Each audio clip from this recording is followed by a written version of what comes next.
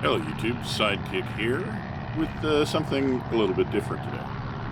Today we're not doing any iron bombing or moving mud or even talking about the DCS mission editor. Today we're just out doing a bit of sightseeing. You can probably find that by noticing that I am flying the Christian Eagle today.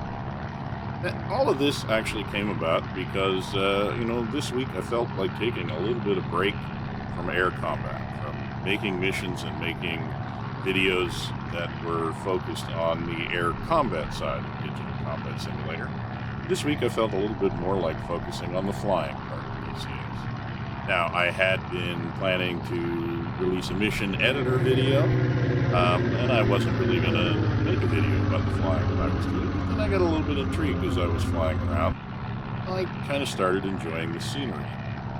I mean, even on the Caucasus map, which we all know, and we are all probably heartily tired of looking at, there are some spots that are both picturesque and fun to fly in. Witness the spot I am flying now, which is actually the Cherokee River Valley outside of Batumi, a fact which I did not know until I actually looked it up on a map. And I don't know about you, but this is really not a part of the map where I have spent a lot of time until I started making my latest series of videos.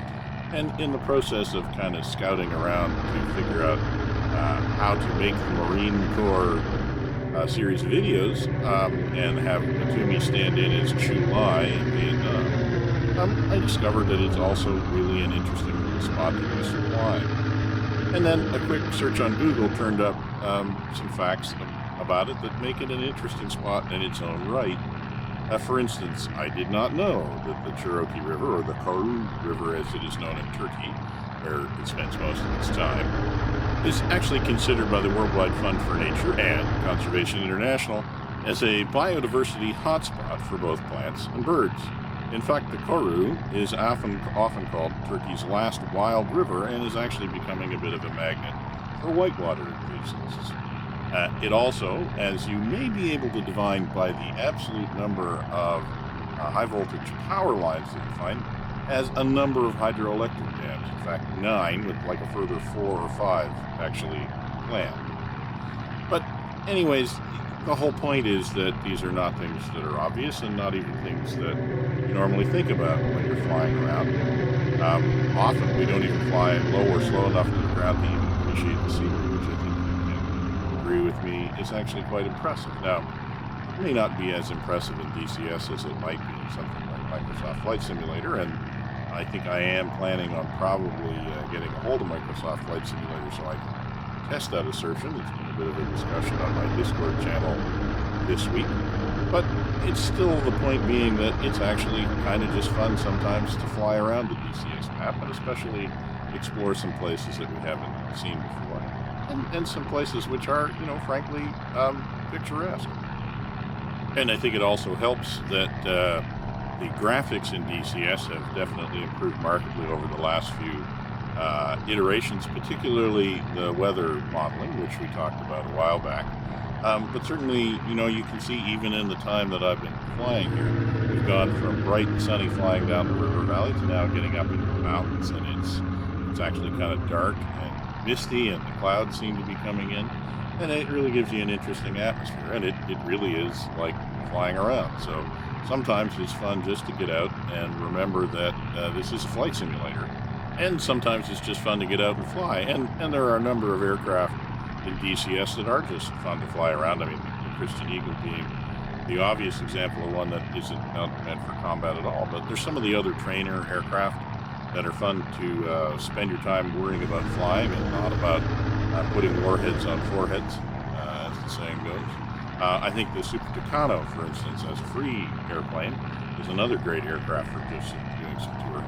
It's not fast, it's good for flying low and slow, and it's pretty responsive in a narrow valley like this, which can be an issue. So we're flying up the valley here, and something else that I hadn't realized until I started doing some research is that we're just about into northern Turkey at this point. There is an actual portion of northern Turkey that is modeled on the Caucasus map, and I didn't realize that. I found that out when I found out that this river actually spends most of its time in Turkey. I think eventually we're going to hang a right turn here, and I think we're going to be just about on the border between Georgia and Turkey.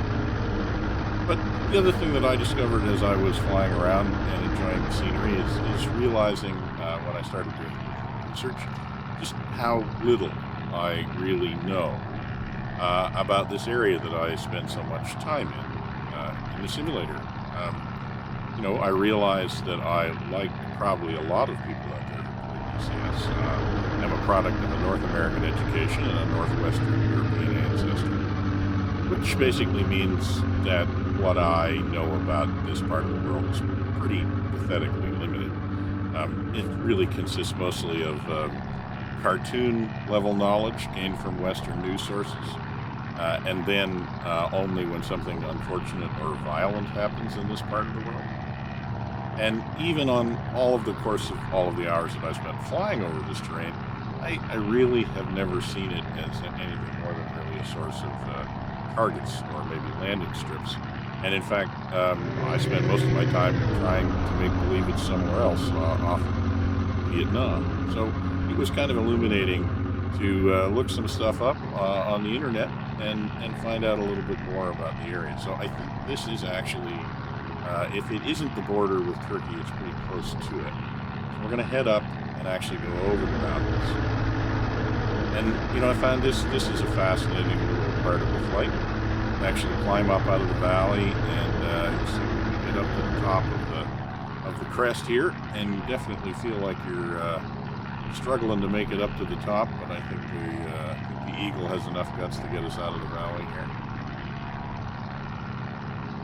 This is pretty impressive scenery, even for all that it's mostly forest. It still is an impressive place to fly. Sometimes it's just fun to do that. So we'll head up to that ridge there straight ahead of us, which is the last ridge before we come back down to the Black Sea coast. So as I was saying, I didn't know before I looked it up on the internet that Batumi was actually an ancient Greek colony, and that in successive waves it has actually been part of the Roman, Arab, Ottoman, and Russian empires, as well as being part of the independent kingdom of Georgia in the late Middle Ages. In short, like a lot of the Black Sea coast, it has a long history of being a major trading port, and a crossroads for a variety of cultures.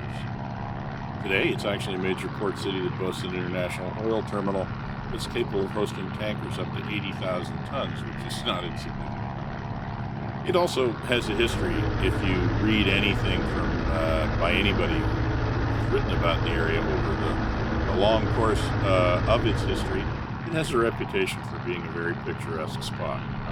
A spot where the mountains very much meet the sea, which is near and dear to the hearts of lots of Canadians who've ever lived in British Columbia, for instance, or west coast of the United States. And I guess that's just, my point of all of this UFI is not that it really makes any difference to being able to play DCS, but it does point out that the simulator is capable of providing lots of different experiences beyond just air combat. And in fact, this is one of my favorite parts right here coming up as we approach this crest to find out just how steep it is on the other side. And I actually flew this, I'm recording this in 2D, but I flew it in VR, and I got to tell you, this little section of the flight was a real rush in virtual reality, for sure, as we come over this knife edge ridge. And the world drops before our feet. Yeah, pretty hard not to enjoy that. Whatever flight simulator you're in.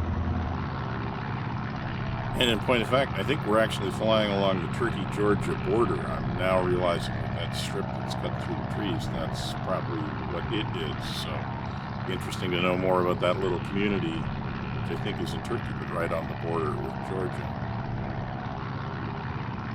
So I hope you agree with me that this has actually been an interesting little flight, and a little bit of fun to take a little bit of break from the usual stuff we do in DCS and just stop and take a look at the scenery.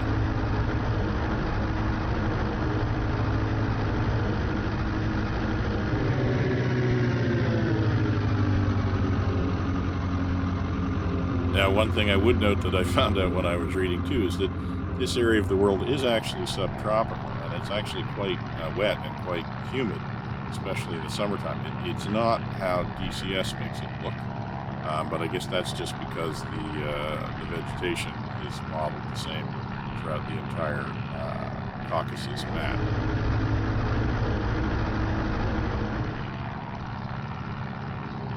So you can see we're coming up to the ridge here, and you can see Batumi down there in the distance.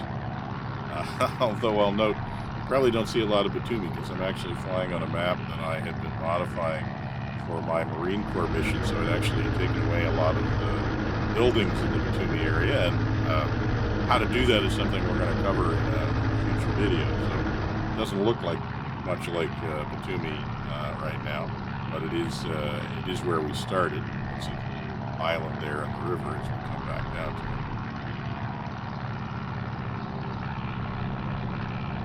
And once again, that is pretty stunning scenery when you look out in the distance there and you see the Caucasus coming down to the sea, the broad river valley. I think it's a very pleasant place to go for a flight.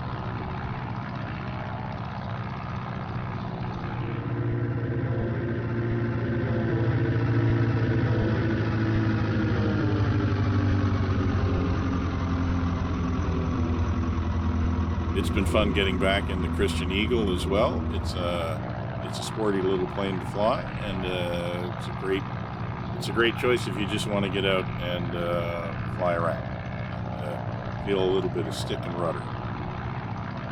So I've enjoyed doing this little travelogue. I enjoyed doing the flying, but I also really enjoyed doing a little bit of research and finding out a little bit more of the part of the world that we spend so much simulated time flying over. So I'm thinking that I will probably do more of these videos periodically whenever I feel like just taking a break from the other stuff. So I'd really appreciate knowing what you guys thought of it. Did you enjoy the video? And frankly, if you have some hidden areas on DCS maps that you like to just go for a fly, let me know. And maybe we can go take a tour of those spots as well. And definitely, if you're a person that has some local knowledge of the area and want to chip in some comments about what the area is really like, that I would really appreciate, because the best I can do is a little bit of limited research on the internet and the flying around that we do with DCS. So anyways, I'm going to go back and land at Batumi. Thanks for taking some time to enjoy the view. Remember, if you're enjoying these videos, please subscribe to the channel. And for now, this is going to be Sightseeing, signing off.